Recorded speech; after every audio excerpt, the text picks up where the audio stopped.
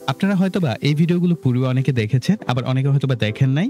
আমরা এখানে পরপর ৩টা ভিডিওকে একত্রে করেছি। এই কারণে আমরা টপ 3 প্রজেক্ট বলছি এবং এই টপ 3 প্রজেক্টের মধ্যে আমরা যে বিষয়গুলো ইনক্লুড করেছি একসাথে আমরা লোড টেস্টও দেখাবো। অর্থাৎ একটা কম্বিনেশন ভিডিও, একটা লং ভিডিও হবে এবং এখানে 3টা প্রজেক্টকে আমরা একে একে সিকোয়েন্সিয়াল দেখাবো। প্রথমত আমরা 150 ওয়াটের ইনভার্টার দিয়ে কিভাবে আইপিএস তৈরি করতে হয়, এরপর 200 থেকে 300 ওয়াটের একটি পিওর সাইন ওয়েভ ইনভার্টার কিভাবে তৈরি করবেন, এরপরে ইয়ংফা বা জংফা 1000 ওয়াটের ইনভার্টার, সেটার উপর আমরা কমপ্লিট রিভিউ এবং লোড টেস্ট করব।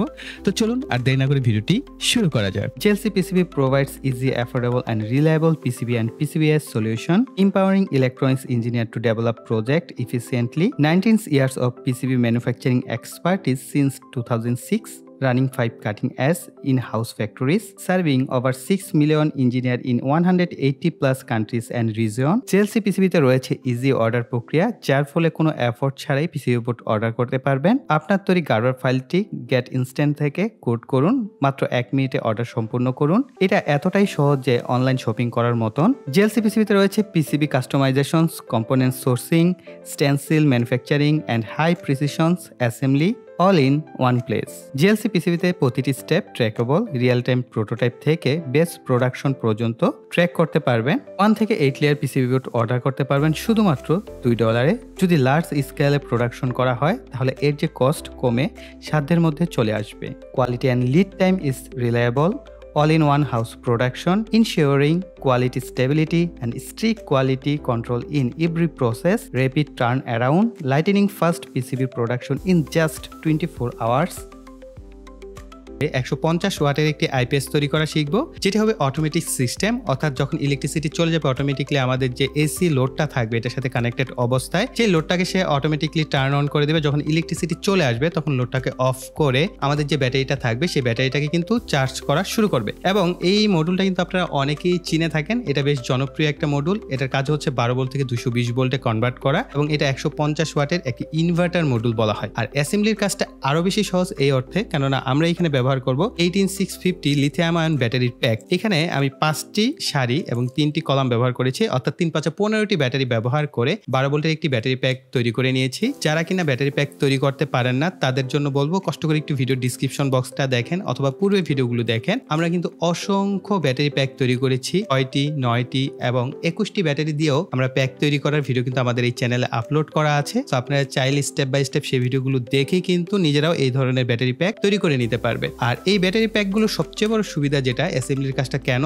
খুব সহজ হয়ে গেল, এখানে একটা আমরা বিএমএস ব্যবহার করে থাকি। বিএমএস মানে হচ্ছে ব্যাটারি ম্যানেজমেন্ট সিস্টেম। এর মধ্যে অটোকাট সিস্টেম দেওয়া থাকে, যার ফলে এই ব্যাটারি প্যাকটা যখন 10 ভোল্টের নিচে নেমে চলে আসে তখন কিন্তু অটোমেটিকলি সে আমাদের লোডটাকে অফ করে দেয়, অর্থাৎ এই ব্যাটারি পাওয়ার সাপ্লাই দেওয়া বন্ধ করে দেয়, যার ফলে লো কাট হয়ে গেল। এবং এই ব্যাটারিটা যখন ওভার চার্জ হয়ে যায় এই বিএমএস সার্কিট যে কাজটা করে চার্জিং করা বন্ধ করে দেয়। অর্থাৎ এখানে ফুল কাট এবং লো কাট দুইটা সিস্টেমই কিন্তু আমাদের এই ব্যাটারিতে অটোমেটিকলি হয়ে যাচ্ছে এই বিএমএস সার্কিটের কারণে। এর ফলে আমাদের আর এক্সট্রা করে অটোকাট কোনো সার্কিট এখানে ব্যবহার করতে হচ্ছে না। এখানে দেখেন V0, V1, V2, V3, V4, V5 লেখা রয়েছে।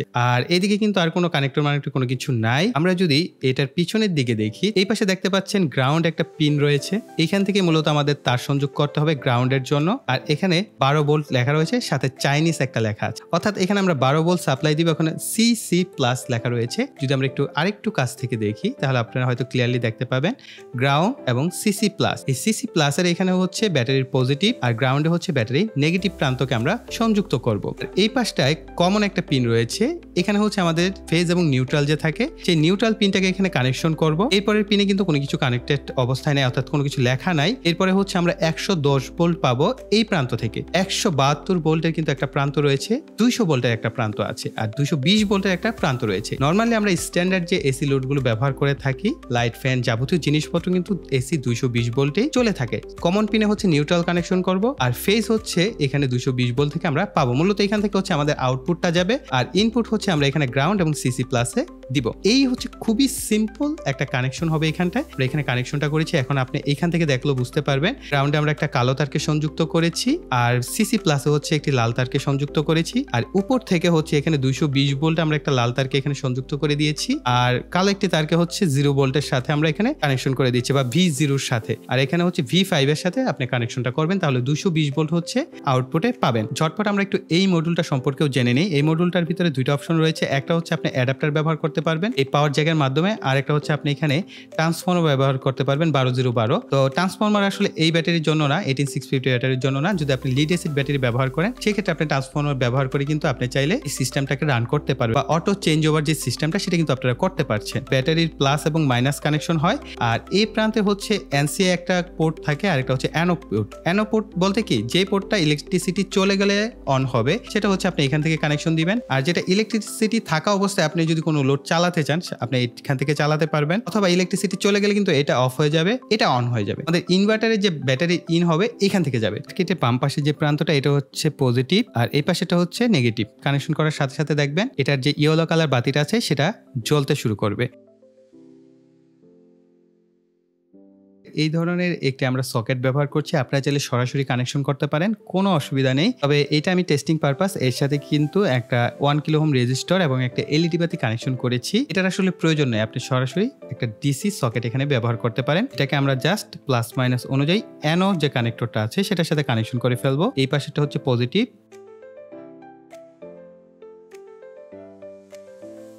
এখানে আউটপুট হিসেবে এই ধরনের একটি লাইট হোল্ডার ব্যবহার করছি। আপনারা চাইলে 2 পিন সকেট বা 3 পিন সকেটও ব্যবহার করতে পারেন। এসি লাইনে আসলে পজিটিভ নেগেটিভ নাই, তাই একভাবে কানেকশন করে দিলেই হলো।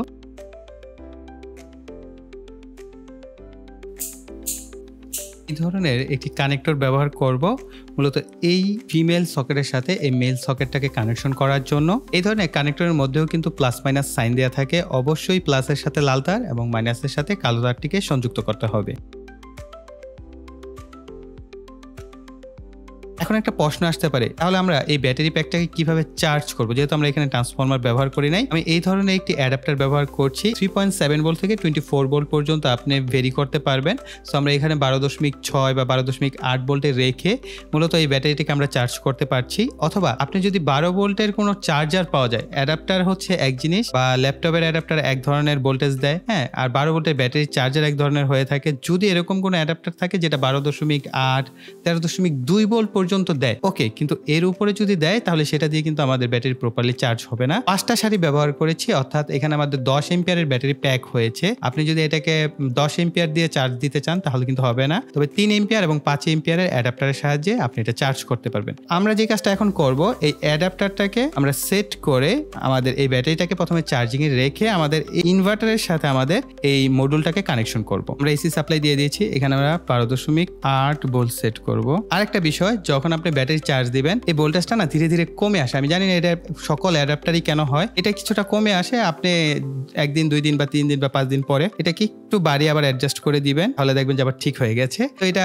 সমস্ত অ্যাডাপ্টারের ক্ষেত্রে হয়। আর যখন যে কোনো ব্যাটারি আপনি চার্জ করার ক্ষেত্রে, চার্জার হোক, ট্রান্সফর্মার হোক, অ্যাডাপ্টার হোক, যেটাই ব্যবহার করেন না কেন সেটা কিন্তু হিট হবে। কানেকশন করার সাথে সাথে দেখতে পাচ্ছেন লাল রঙের বাতি জ্বলছে এবং সবুজ রঙের বাতি জ্বলছে, অর্থাৎ এখন আমাদের ব্যাটারিটা চার্জ হচ্ছে, আমাদের আউটপুট বন্ধ। এই অবস্থায় আমরা আমাদের ইনভার্টারের সাথে আমরা এই কানেক্টর দুইটাকে কানেকশন করে দিব। চেক করে দেখবো আমাদের ইনভার্টারটা পাওয়ার পায় কিনা। জাস্ট আমাদের এখন ধরেন ইলেকট্রিসিটি চলে গেছে, ইনভার্টারে কিন্তু লাল বাতি চলছে, তার মানে আমাদের ইনভার্টার এখন অ্যাক্টিভেট হয়ে গেছে। আবার যদি ধরেন ইলেকট্রিসিটি চলে আসছে, তখন কিন্তু সাথে সাথে আমাদের ব্যাটারি আবার চার্জ হওয়া শুরু করে দিবে। এখন আমরা ছোট্ট একটা বাতি ব্যবহার করি, এটা একটা এনার্জি সেভিং বাতি, এটা 18 ওয়াটের। এটা দিয়ে আমরা প্রথমে টেস্ট করে দেখি। ধরেন আমাদের ইলেকট্রিসিটি চলে গেল, আমাদের এই বাতি কিন্তু পারফেক্টলি ফুল আলোতে জ্বলছে। আবার ধরেন ইলেকট্রিসিটি চলে আসছে, এখন আমরা একটা 60 ওয়াটের লাল রঙের বাতি, যেটা সবচেয়ে পাওয়ারফুল বাতি এগুলোকে বলা হয়ে থাকে এবং অনেক বেশি এরা ইলেকট্রিসিটি নষ্ট করে, অপচয় করে, এই ধরনের বাতি ব্যবহার করা থেকে বিরত থাকবেন। এলইডি বাতি ব্যবহার করবেন। এই ধরনের ছোটখাটো ইনভার্টার যদি ব্যবহার করেন আর যদি আপনি বাতির জন্য ব্যবহার করতে চান তাহলে এই ধরনের বাতি ব্যবহার করবেন না, এগুলো জাস্ট টেস্টিং পারপাস বা লোড টেস্টের জন্য ব্যবহার করা হয়ে থাকে। আমরা এটাকে যদি ব্যবহার করি এবং ইলেকট্রিসিটি অফ করে দেই, আমাদের 60 ওয়াটের বাতিও কিন্তু খুব সুন্দরভাবে এখন কিন্তু ব্যাটারি থেকেই চলছে। হ্যাঁ, আমরা জাস্ট এটাকে অফ করে ফাইনাল টেস্ট যেটা 100 ওয়াটের বাতি দিয়ে দেখব কি হয়। আবার মনে করি ইলেকট্রিসিটি চলে গেছে, আমাদের 100 ওয়াটের বাতি একদম পারফেক্টলি প্রপারলি রান করছে, অর্থাৎ এটা যে 150 ওয়াট বলা হচ্ছে, অনেক ক্ষেত্রে আমরা এরকমটা হয় না 1000 ওয়াট বলেছে, আমরা সেখানে 200 ওয়াট কানেকশন দিতে পারি না, আমাদের লোড চলে না, বন্ধ হয়ে যায়, শাটডাউন হয়ে যায়। কিন্তু এইটা এত ছোট হওয়ার পরও 100 ওয়াটের এই ধরনের একটা বাতিকে সে চালাতে পারছে। 100 ওয়াটের এই ধরনের বাতিগুলো কিন্তু 100 ওয়াট না, তারও বেশি নিয়ে থাকে, কখনো তারা 100 ওয়াট নেয় না। তো এইটা 100 ওয়াটের যদি বেশি নিয়ে থাকে, তার মানে 150 ওয়াট যদি মার্কেটে তারা বলে থাকে, তাহলে তারা খারাপ বলছে না, কিন্তু প্রপারলি 150 ওয়াট না দিতে পারলো 100 ওয়াট তো আমার চোখের সামনে এটা জ্বলছে, তাই না? আপনারা নিজেরাই দেখতে পাচ্ছেন যে 100 ওয়াটের একটা লাল বাতি খুব চমৎকারভাবে রান করছে এবং ফুল ব্রাইটনেসে রান করছে, এবং এটা হিট অলরেডি হচ্ছে।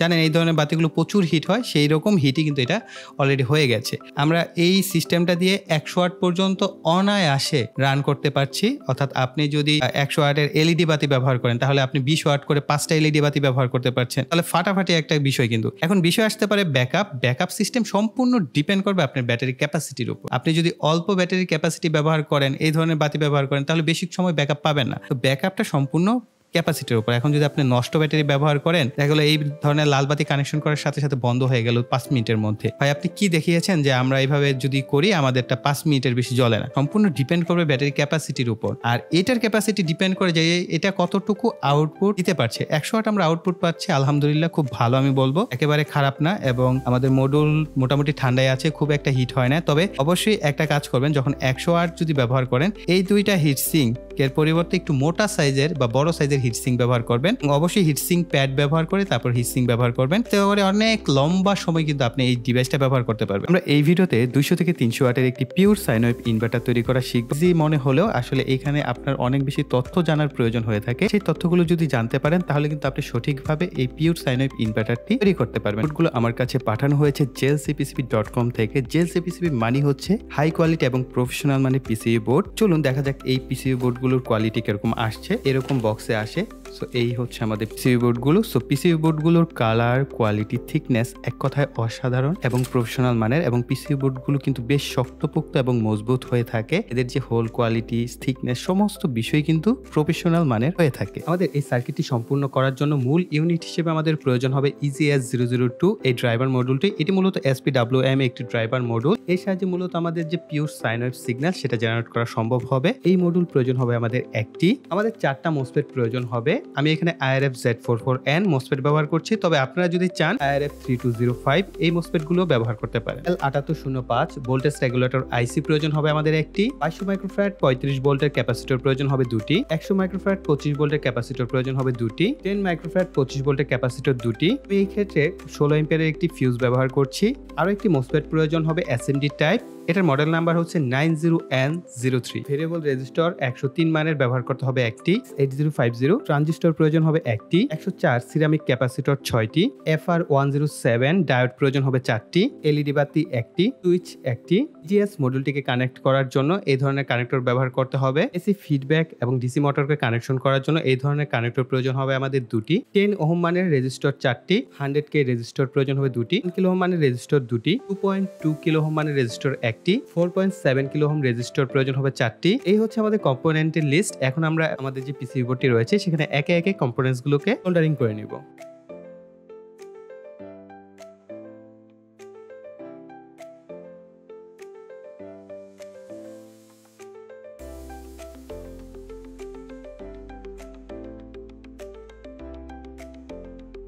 আমাদের এই পিসিবি বোর্ডের যে মোটা পদগুলো দেখতে পাচ্ছেন বা মোটা লাইনগুলো, এই লাইনগুলোকে আপনারা যে কাজটা করবেন, সোল্ডারিং রাং দিয়ে কিছুটা মোটা করে নেবেন। এতে করে আপনার এইখান থেকে যদি অতিরিক্ত কারেন্ট প্রবাহ হয় সেটা কিন্তু হ্যান্ডেল করতে পারবে। ওকে, সো আমি এই কাজটা এখন করে দেখাচ্ছি।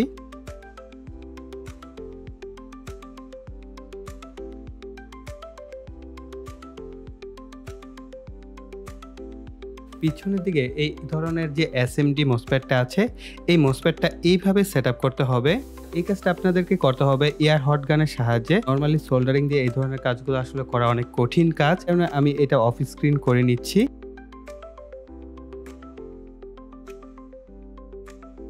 ফিউজটাকে আপনারা চাইলে ফিউজের যে সকেট আছে সেটা আপনার সামনের দিকে চাইলে এখানে সেট আপ করে নিতে পারেন, সেক্ষেত্রে সোল্ডারিং এর ঝামেলাটা থাকছে না। কিন্তু আমি এটাকে জাস্ট পিছনের দিকে সোল্ডার করে নিচ্ছি।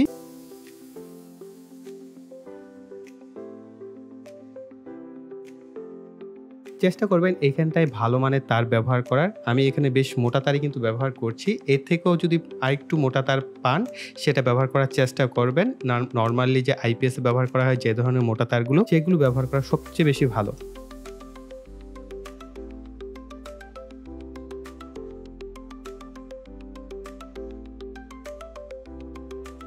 একটা সুইচ আমরা ব্যবহার করব আমাদের ইনভার্টারটিকে অন অফ করার জন্য।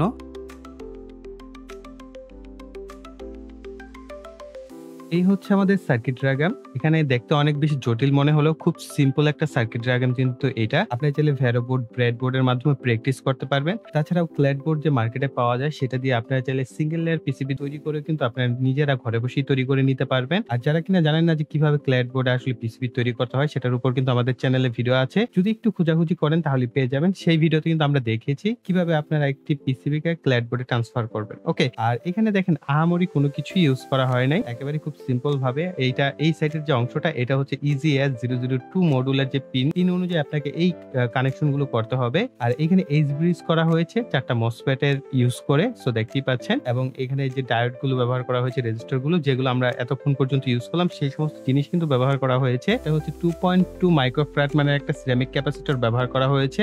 এবং এরকম একটা ক্যাপাসিটর আমরা এখন একটু পরেই ব্যবহার করব, কিভাবে ব্যবহার করতে হবে সেটাও দেখিয়ে দিচ্ছি। অর্থাৎ এখান থেকে আমাদের একটা ফিডব্যাক নিতে হবে আমাদের সার্কিটের, আদারওয়াইজ আমাদের সার্কিট প্রপারলি ওয়ার্ক করবে না এবং প্রপারলি আউটপুট দিবে না। কিছু সময় ব্লিক করার পর আমাদের EGS মডুলটা যেটা আছে এটা কিন্তু বন্ধ হয়ে যাবে। সেই কারণে ট্রান্সফরমার সেকশনটা ইম্পর্টেন্ট। এই ক্ষেত্রে ইউপিএস এর একটি ট্রান্সফরমার ব্যবহার করছি। এখানে দেখতে পাচ্ছেন এসি লাইন যেটা 0 এবং 230 ভোল্টের দুইটা প্রান্ত আমরা বের করে নিয়েছি এবং এই দুই প্রান্ত থেকে আমরা এই ধরনের একটি সকেটের মধ্যে কানেকশন দিয়েছি। এবং এইখানটা দেখতে পাচ্ছেন 225 যে 400 ভোল্টের একটি সিরামিক ক্যাপাসিটর ব্যবহার করা হয়েছে। এইখান থেকে মূলত আমাদের ফিডব্যাকটা নিতে হয়েছে। সো দেখেন এইখান থেকে জাস্ট দুইটা তারকে আমরা সোল্ডার করে আমরা এখানে ফিডব্যাক যে কানেক্টরটা সেটা নিয়েছি। আর আমাদের এই ফিডব্যাকের যে প্রান্তটা এটা আমাদের যে সার্কিট বা মডুলটি আমরা তৈরি করেছি এর মধ্যে এভাবে কানেকশন করে দিব। আর এটা হচ্ছে আমাদের ফ্যানের জন্য, আপনি ডিসি 12 ভোল্টের একটা ফ্যান এখানে জাস্ট কানেকশন করে দিবেন। আমি এখানে কোনো ফ্যান কানেকশন করছি না। এরপর ট্রান্সফরমারের যে ডিসি সেকশন আছে, এই ডিসি সেকশনকে আমরা হচ্ছে চাইলে আমাদের এই সার্কিটের এই পাশে যে দুইটা প্রান্ত এখানে সরাসরি সোল্ডারিং করে দিলে সবচেয়ে বেটার হয়। যেহেতু আমরা এখানে টেস্ট করছি এই কারণে আমি আলগা দুইটা তার এখানে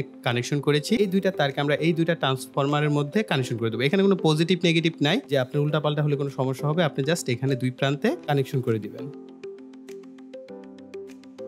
আমাদের তৈরি এই পিওর সাইন ওয়েভ ইনভার্টারটির যেমন অনেকগুলো ভালো দিক রয়েছে, তেমনি কতগুলো খারাপ দিকও রয়েছে। আপনারা অনেকে চেয়েছিলেন যে আমি যেন এই প্রোডাক্টটি প্রোডাকশন করি, কিন্তু অনেক ভেবে দেখলাম এটি কিনে নিয়ে হয়তো সবাই ভালোভাবে ব্যবহার করতে পারবেন না, বিশেষ করে যাদের ইনভার্টার বিষয়ে ভালো অভিজ্ঞতা নেই। আর খরচও অনেক বেশি পড়ে যায়। ভালো দিক হলো এর আউটপুট পিওর সাইন ওয়েভ পাওয়া যায়। SPWM টেকনোলজির ফলে ইনপুট ভোল্টেজ কম বেশি হলেও আউটপুটে যে AC 220 ভোল্ট সেটাকে স্টেবল ভাবে পাওয়া সম্ভব হয়। অসুবিধা হলো ভালো মানের মোসফেট ব্যবহার না করলে মোসফেট পুড়ে যায়। ছোট সাইজের ব্যাটারি, সাধারণত ইউপিএস এর যে ব্যাটারিগুলো পাওয়া যায় বা ছোট সাইজের লিথিয়াম আয়ন ব্যাটারি প্যাক যদি ব্যবহার করা হয় তাহলে মোসফেটের উপর চাপ পড়ে বা সেটাও পুড়ে যাওয়ার সম্ভাবনা থাকে। আরেকটা বিষয় হচ্ছে সঠিক ট্রান্সফরমার যদি সিলেক্ট করা না হয় তাহলে প্রপার যে আউটপুটটা সেটা পাওয়া যায় না। এছাড়াও বাকি তথ্য আপনারা ভিডিওর বিভিন্ন অংশে দেখেই বুঝতে পারবেন যে কি কি সুবিধা এবং কি কি অসুবিধা রয়েছে। মোসফেট ব্যবহার করেছি IRF Z44N। এই ক্ষেত্রে আপনারা মোসফেট ব্যবহার করবেন IRF 3205।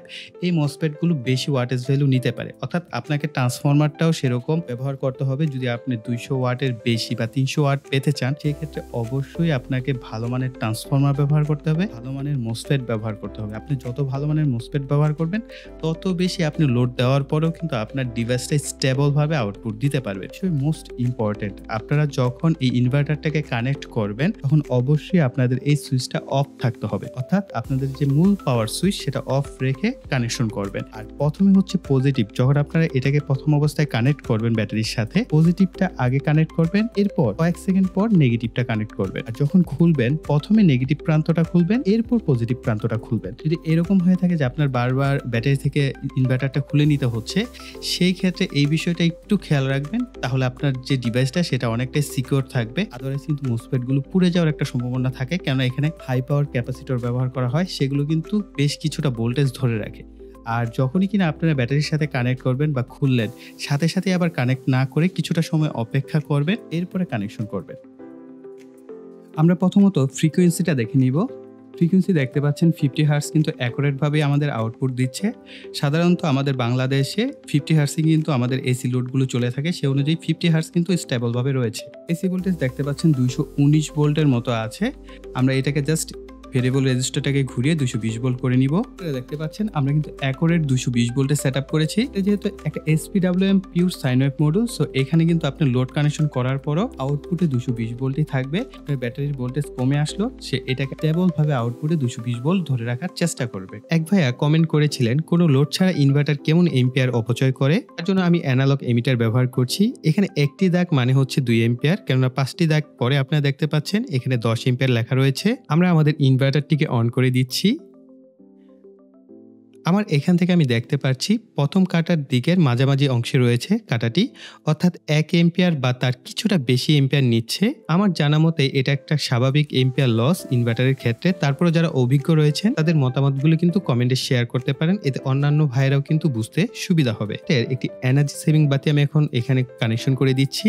দেখা যাক আমাদের এমিটার কিরকম ভ্যালু দেখায়। আমি এখান থেকে দেখতে পাচ্ছি দ্বিতীয় দাগের কাছাকাছি রয়েছে, তার মানে 3 এম্পিয়ারের কিছুটা বেশি এম্পিয়ার সে নিচ্ছে, বা 4 এম্পিয়ার থেকে কিছুটা কম এম্পিয়ার সে নিচ্ছে। আমার কাছে এই মুহূর্তে ডিজিটাল ডিসি এমিটার নেই, যার ফলে অ্যাকুরেট ভ্যালুগুলো আপনাদের সাথে শেয়ার করা সম্ভব হচ্ছে না।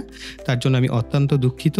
খুব শীঘ্রই আমি চেষ্টা করব একটা ডিজিটাল এমিটার সংগ্রহ করা। তো এখন আমরা সরাসরি আমাদের যে লোড টেস্ট সেটা দেখব। আমরা এখানে ব্যাটারি হিসেবে ব্যবহার করেছি বলভোর 35 এম্পিয়ার পার আওয়ারের একটি ব্যাটারি। তবে আপনারা এখানে রিকমেন্ড অবশ্যই 100 এম্পিয়ার মিনিমাম, এবং যদি পসিবল হয় 200 এম্পিয়ারের ব্যাটারি ব্যবহার করবেন, অর্থাৎ ব্যাটারি যত বড় ব্যবহার করবেন ততটাই ভালো।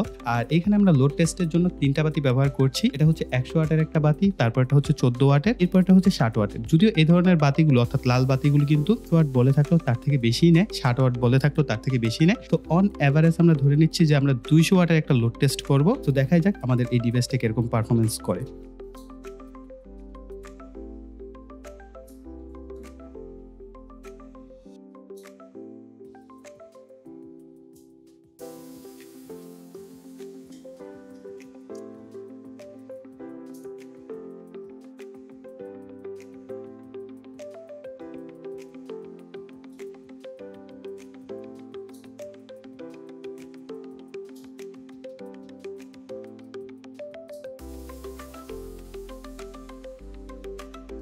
একটা প্রশ্ন আসতে পারে যে ভাইয়া আমরা এই ডিভাইসটা দিয়ে কি কি চালাতে পারবো। আপনার বাসায় একটা সিলিং ফ্যান আপনি চালাতে পারবেন, পাশাপাশি 2-3টা এলইডি বাতি আপনি চালাতে পারবেন, অনায়াসে খুব সুন্দরভাবে রান করবে। যেহেতু 200 ওয়াট, তো ধরে নিচ্ছে আমরা 150 ওয়াটের মতো। সো সেই ক্ষেত্রেও কিন্তু আপনি সিলিং ফ্যান এবং কয়েকটা লাইট জ্বালাতে পারবেন। অথবা আপনি চাইলে আপনার বাসার যে অনু রাউটার এই জাতীয় জিনিসগুলো আছে সেগুলো অনায়াসে রান করতে পারবেন। এদের সাথে আপনার যে স্মার্টফোন আছে সেগুলো 3-4টা আপনি অনায়াসে চার্জ করতে পারবেন। যেহেতু এটা pure sine wave inverter, so এই ধরনের ইনভার্টারগুলো কিন্তু আপনাদের যে ডিভাইসগুলো থাকে পাশাপাশি সেই ডিভাইসগুলো 220 ভোল্টে রান হয় এবং পিওর সাইন ওয়েভে কিন্তু রান হয়। যেহেতু আমাদের এই ইনভার্টারটি একটি পিওর সাইন ওয়েভ ইনভার্টার, সেই ক্ষেত্রে আপনার বাসাবাড়ির যে কোনো লোড ব্যবহার করলে সেটা অনেকটাই সেফ এবং সিকিউর থাকবে। এই কারণে কিন্তু পিওর সাইন ওয়েভ ইনভার্টার মানুষ ব্যবহার করতে চায়। আমাদের এই লোড টেস্ট থেকে একটা বিষয় ক্লিয়ার যে IRF Z44N মোসফেট ব্যবহার করলে 100 থেকে 150 ওয়াট রিয়েল ক্যাপাসিটি পাওয়া যাচ্ছে আউটপুটে। যদি IRF 3205 অর্থাৎ IRF 32.5 আমরা ব্যবহার করি, সেই ক্ষেত্রে 150 থেকে 200 ওয়াট বা তারও কিছুটা বেশি পাওয়া সম্ভব। আমরা এই ভিডিওটির সাহায্য হচ্ছে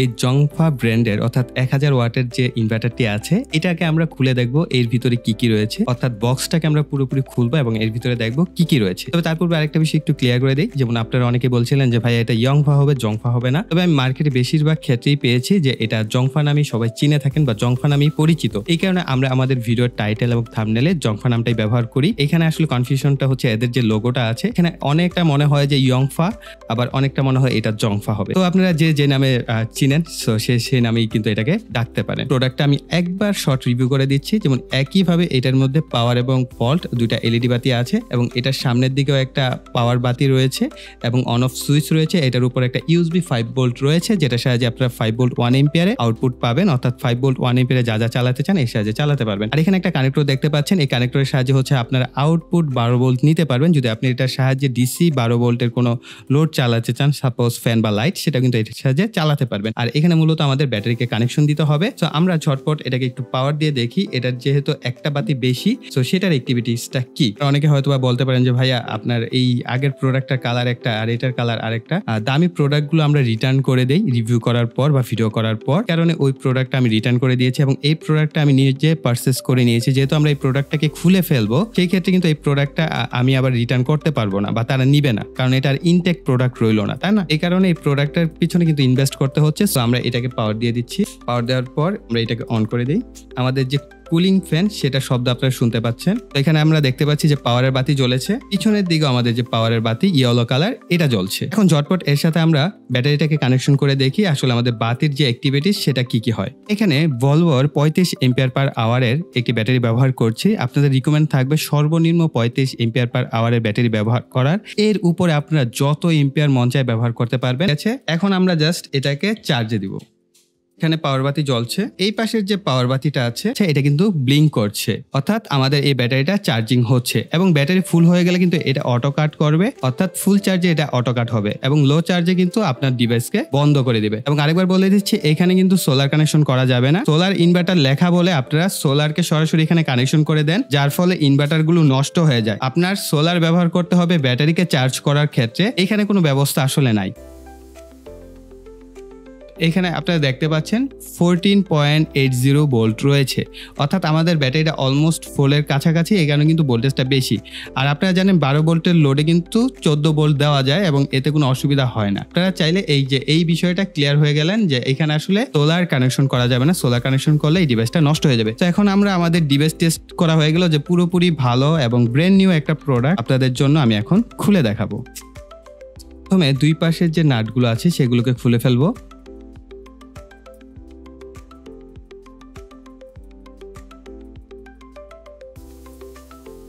এরপর আমরা এই পাশে নাটগুলোকে খুলে ফেলবো, অর্থাৎ পুরোপুরি আমরা এটাকে বক্সটাকে খুলে ফেলবো একবারে। এর ভিতরে কি আছে নিট অ্যান্ড ক্লিন ভাবে আমি দেখতে চাই, সো আপনাদের সাথেও শেয়ার করতে চাই।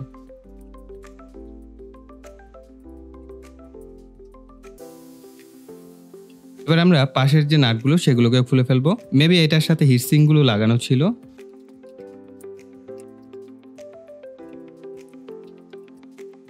আচ্ছা, এখন আমাদের এই উপরের যে পার্টটা এটা খোলা যাচ্ছে। এই যে এটাকে টান দিলে আমাদের পুরো আসলে এই পাশের গুলো আমার খোলার দরকার ছিল না। এগুলো হচ্ছে আমাদের এইটার সাথে এইটার সাথে লাগানো ছিল।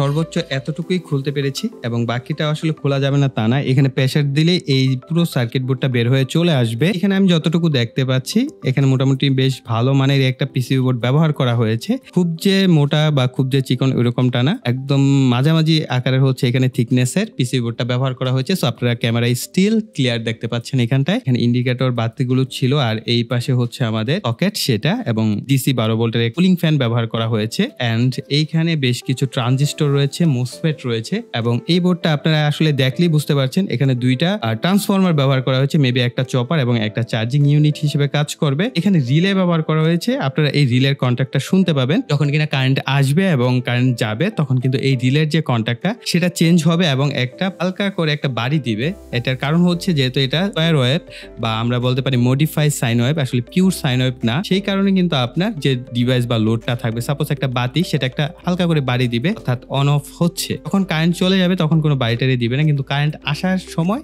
যখন আসছে তখন একটা হালকা করে এই রিলের কন্ট্যাক্ট চেঞ্জের সময়টা একটা বাড়ি দিবে। ওকে, সো এই একটা বিষয় আপনাদের আরো ক্লিয়ার করে দিলাম। এখানে বেশ কিছু ক্যাপাসিটর রয়েছে আর এখানে আপনারা দেখতে পাচ্ছেন বেশ কিছু ডায়োড রয়েছে।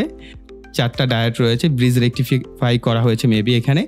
আর আরো ক্যাপাসিটর রয়েছে, এখানেও আরো বেশ কিছু আমি ট্রানজিস্টর দেখতে পাচ্ছি, মেবি ট্রানজিস্টর বা মোসফেট রয়েছে আরো বেশ কিছু। এখানে জেনার ডায়োড ব্যবহার করা হয়েছে, বড় মানের একটা ভালো ক্যাপাসিটর ব্যবহার করেছে। ওভারঅল কিন্তু দেখতে পাচ্ছেন একেবারে কিন্তু হালকা না। আমাদের এই ইনভার্টারটা অলমোস্ট 800 থেকে 900 গ্রামের মতো ওজন। তো বুঝতে পারছেন 1 কেজি থেকে কিছুটা কম। এখানে শুধুমাত্র কিন্তু এই সার্কিট এবং এই যে পুরো প্লেটটা ব্যবহার করা হয়েছে, এটার উপর ওজন কিন্তু হচ্ছে এটা। এর থেকে হালকা যদি হয় তাহলে আপনারা ধরে নিতে পারেন সেই জংফাই ইনভার্টারটা হচ্ছে ডুপ্লিকেট। যেমন আরেকটা সার্কিট আছে, শুধুমাত্র একটা ট্রান্সফরমার থাকবে এবং খুব ছোট। এটা কিন্তু আমরা পাওয়ার ইনভার্টারের ভিতরে দেখে থাকি, সেগুলো কিন্তু আপনার 200 ওয়াট বা 300 ওয়াটের বেশি লোড নেয় না, এবং সেগুলো দিয়ে কিন্তু আপনি আপনার বাসার যে সিলিং ফ্যান সেটা চালাতে পারবেন না। এই কারণে আমি পার্সোনালি রিকমেন্ড করি যারা কিনা আপনার ধরেন একটা ফ্যান 2-3টা লাইট জ্বালানোর প্রয়োজন রয়েছে, ছোট ফ্যামিলি, তারা কিন্তু এই ধরনের একটা ইনভার্টার ব্যবহার করতে পারেন। অনায়াসে আপনি 3 থেকে 4 ঘন্টা ব্যাকআপ পাচ্ছেন যদি 35 এম্পিয়ার পার আওয়ারের ব্যাটারি নেন। আপনি যদি 100 এম্পিয়ার বা 200 এম্পিয়ারের ব্যাটারি লাগান তাহলে তো কোনো কথাই নেই, অনেক লম্বা সময় ব্যাকআপ পাবেন। তবে এটা দিয়ে আসলে 2টা ফ্যানও চালানো যায়, কিন্তু আমার রিকমেন্ড থাকে একটা ফ্যান চালানো এবং আপনি 2-3টা লাইট জ্বালান,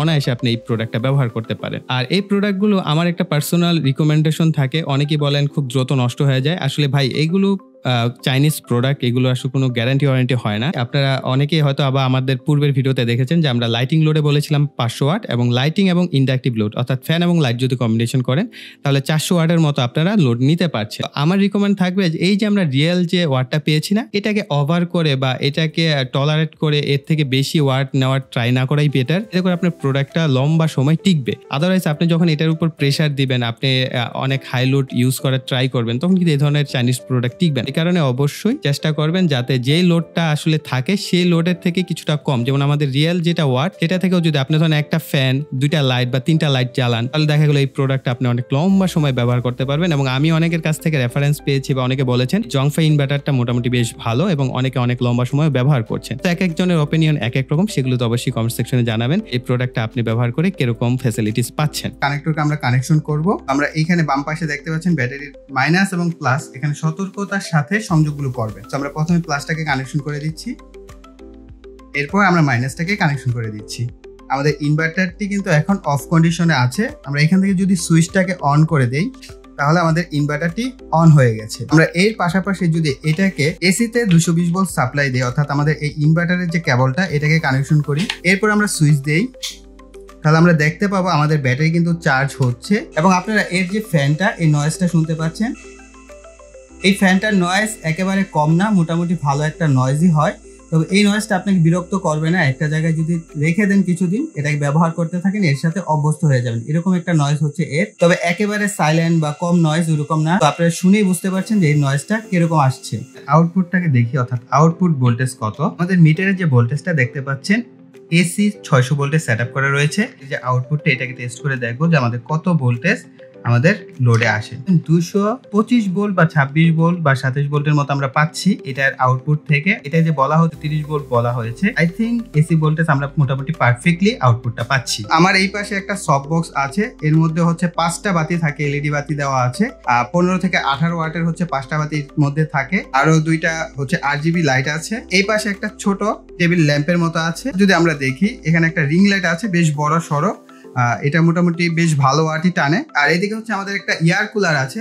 আমরা এই কয়েকটা ডিভাইস এবং উপরের দিকে যদি আমরা দেখি, এই পাশেও কিন্তু আমাদের একটা 30 ওয়াটের বাতি রয়েছে। সো ওইটা বাদ দিয়ে আমরা বাকি অন্য লোডগুলোকে টেস্ট করে দেখি আসলে আমাদের পুরো স্টুডিওটাকে আমরা কভার করতে পারি কিনা।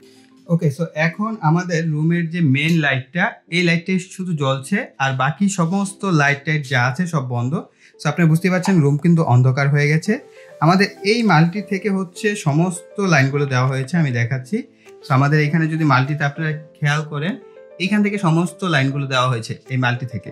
সো আমরা এই মাল্টির লাইনটা আমরা আউটপুটে দিয়ে দিচ্ছি। আমাদের সফট বক্স ভালো মতোই জ্বলছে। সো আপনারা দেখতে পাচ্ছেন আগে যেরকম আলোটা দেখতে পেয়েছেন ওই একই রকম আলো, এবং এই পাশে আমাদের রিং লাইট এবং ওই পাশে যে আমাদের RGB লাইটগুলো ছিল এগুলো কিন্তু জ্বলছে, এবং এই পাশেও আমাদের বাতিটা কিন্তু যেটা ছিল সেটা জ্বলছে। আমাদের এয়ার কুলার থেকে একটা নয়েজ তৈরি হচ্ছে, অর্থাৎ আমাদের এই এয়ার কুলার কিন্তু স্কোয়ার ওয়েভ সাপোর্ট করে না, অর্থাৎ এই ধরনের ডিভাইস আমরা ব্যবহার করতে পারবো না। অন্য একটা রুমে ইনভার্টারটিকে সেট আপ করা হচ্ছে, আপনারা দেখতে পাচ্ছেন লাহুরি ব্র্যান্ডের একটা হাই স্পিড ফ্যান প্রথমে আমরা টেস্ট করব। এই ফ্যানগুলো কিন্তু প্রচুর ওয়াট টানে, এর গায়ে কোথাও কোনো কিছু লেখা নাই, তবে অনলাইনে আমি পেয়েছি 45 ওয়াটের হচ্ছে এই ফ্যানটি। যেহেতু বেশ পুরাতন একটি ফ্যান তাই আমি 50 ওয়াট ধরে হিসাবটা করে নিচ্ছি। আর অনায়াসে দেখতে পাচ্ছেন ফুল স্পিডে কিন্তু আমাদের ফ্যানটা চলছে। এই সিলিং ফ্যানটাও অনেক পুরাতন, আর আপনারা জানেন পুরাতন সিলিং ফ্যান কিন্তু অনেক বেশি ওয়াটেজ টানে। তারপরও আমরা এর ওয়াট ধরে নিচ্ছি 80 ওয়াটের মতো। সিলিং ফ্যানটাও সর্বোচ্চ গতিতে চলতে পারছে। সো দেখতেই পাচ্ছেন আমাদের ফ্যানটি কিন্তু ঠিকঠাক মতোই ঘুরছে বা চলছে।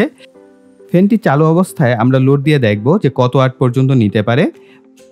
প্রথমে আমরা 15 ওয়াটের একটি বাতি দিচ্ছি, এরপর 30 ওয়াট, তাতে মোটামুটি আমরা পাচ্ছি 45 ওয়াট প্লাস 80 ওয়াট 125 ওয়াট। এরপর আমরা 30 ওয়াটের পরিবর্তে 60 ওয়াট ব্যবহার করব, আমরা পাচ্ছি 155 ওয়াট। এবার আরো 30 ওয়াট বাড়ানো যাক, পাচ্ছি 185 ওয়াট। এবার 100 ওয়াটের বাতি দেওয়া যাক 30 ওয়াটের পরিবর্তে, তাহলে আমরা ওয়াট পাচ্ছি 100 watt, 60 watt, 15 watt plus 80 watt অর্থাৎ 255 ওয়াটের মতো। এরপর 15 ওয়াটের পরিবর্তে 30 ওয়াট ব্যবহার করা যাক, আমরা পাচ্ছি 100 প্লাস 60 প্লাস 30 প্লাস 80 অর্থাৎ টোটাল 270 ওয়াট আমরা এটাকে লোড দিচ্ছি। এবার সিলিং ফ্যানের সাথে টেবিল ফ্যানটাকে চালানো যাক।